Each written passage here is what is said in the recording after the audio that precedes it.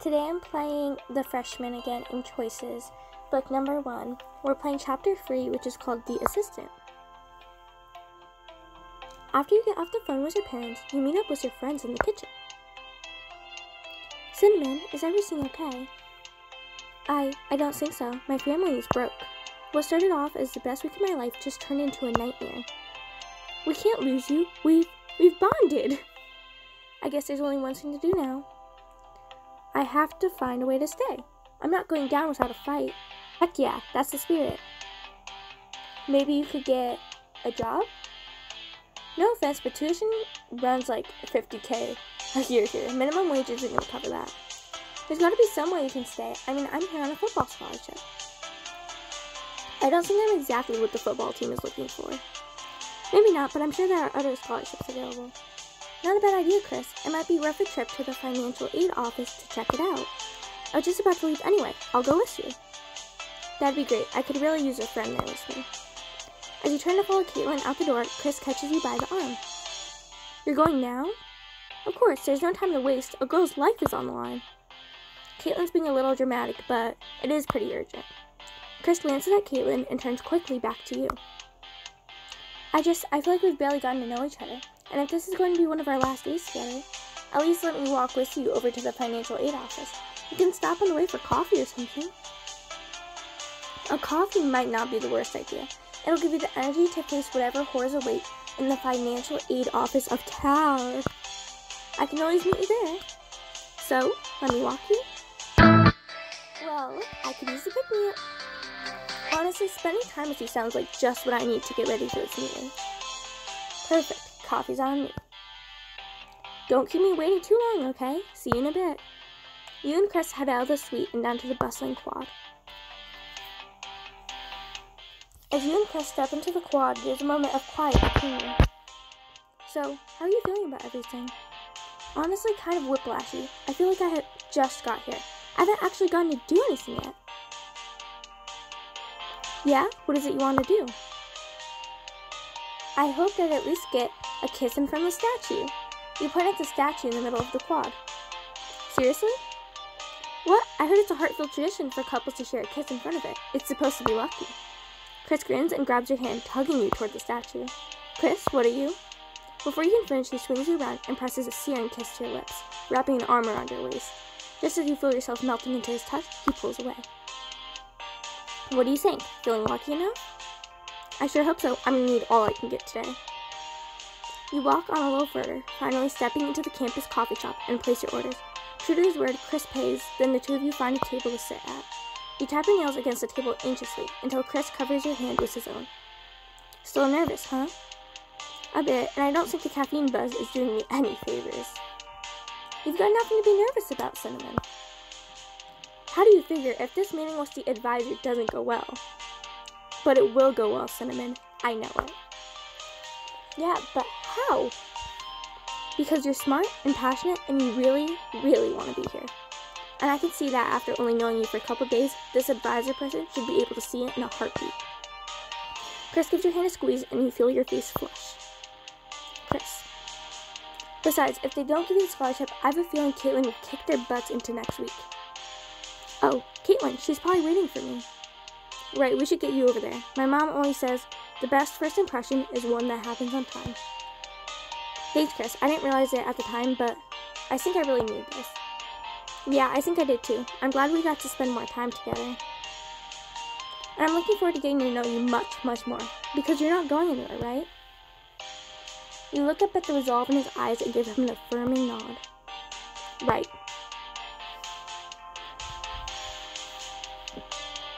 After you and Chris part ways, you meet Caitlin in front of the administration office. There you are. I was worried you two got lost or something. Ready to get in there? You raise your coffee cup to her and take a deep breath. As I'll ever be, let's do this. A few minutes later. Ooh, this is a new person. Her name is Miss Twombly. Next. Hi there. My friend just realized she's super poor and needs a scholarship. Little obvious there, Caitlin. Caitlin.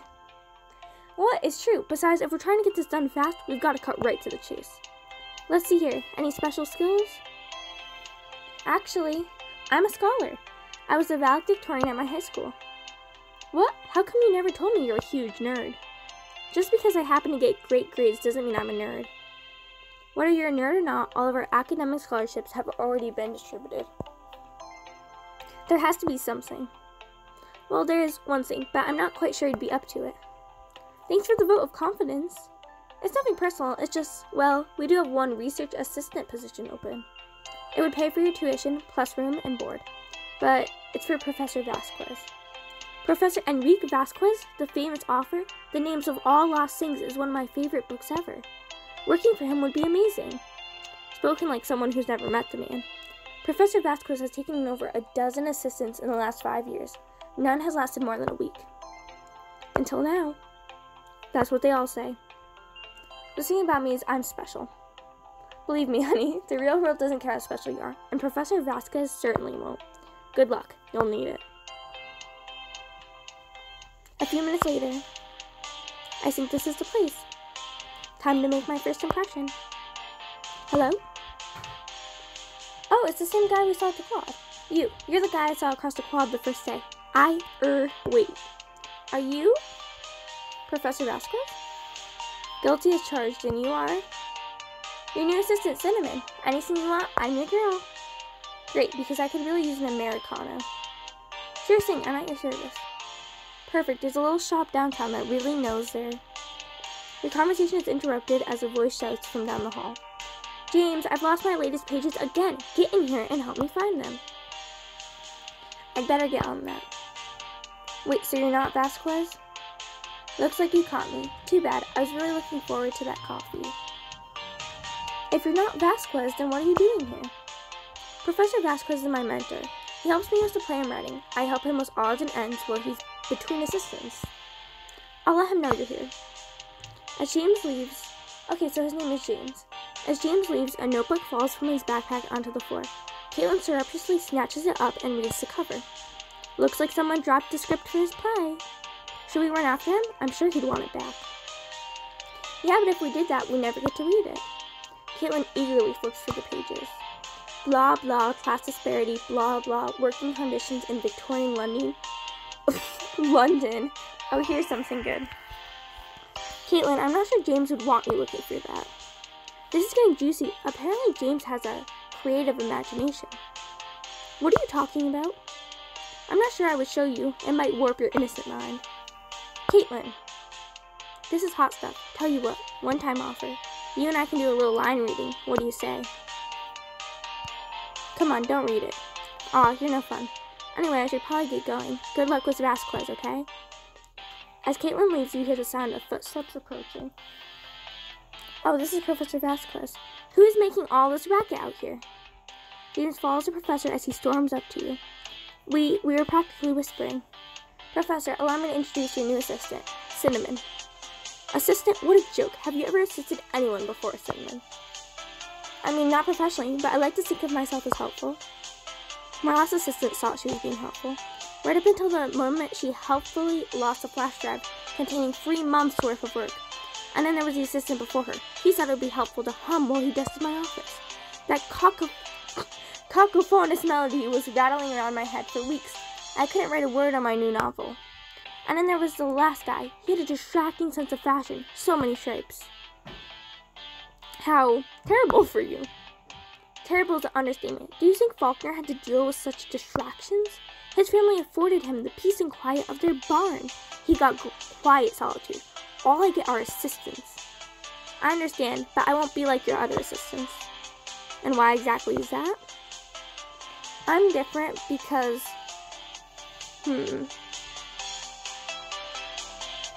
I'm a fast learner.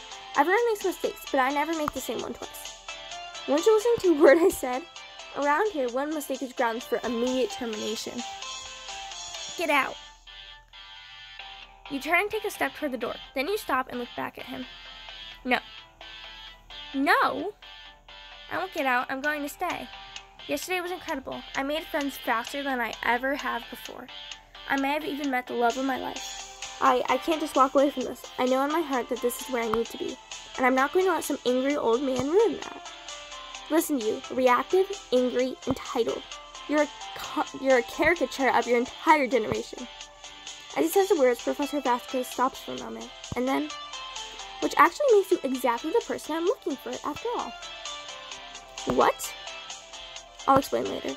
For now, I'll accept you as my assistant on a trial basis, starting immediately. In fact, I have a pressing matter that I need to take care of tonight. Let's call it your first test. Anything, I'm on it. Vasquez walks over to his bookshelf and pulls out a massive, dusty old novel. This is my second novel, A Winter in July. It needs to be digitized by tomorrow morning. No problem, I'll scan it right away. Actually, no, I need it formatted as a text document. You'll have to transcribe it by hand. But it's like 1,000 pages. In that case, you better get to work. There's our roomie. I heard from Caitlin that you got a research job. Let's celebrate. The roof garden is calling my name. Guys, there's nothing to celebrate. Vasquez is crazy. He wants me to transcribe his 1,000-page novel tonight. Even if I work all night, I'll only be able to pound out a couple hundred pages max. Typing in 100 words a minute for 8 hours, assuming 250 words per page, you generate 192 pages. Wow, did you just do that math in your head? Is that weird? Weird? No way, Smart is. Really? Totally. Wow, thanks. Abby smiles shyly at Tyler as you wink at Caitlin and Zach. So back to the matter at hand, what do you think, Tyler? According to my calculations, one person typing alone can write 192 pages in 8 hours. But if all 6 of us do this together, we'd have more than enough time to write the full book. Go team, let's do this thing. You'd really stay up all night helping me with this stupid project? It does mean I'll have to miss several fabulous frat parties tonight, but I'm in. I didn't have plans anyway. You belong here, Cinnamon, with us. I'll start a pot of coffee. It's going to be a long night. Let's write some pages.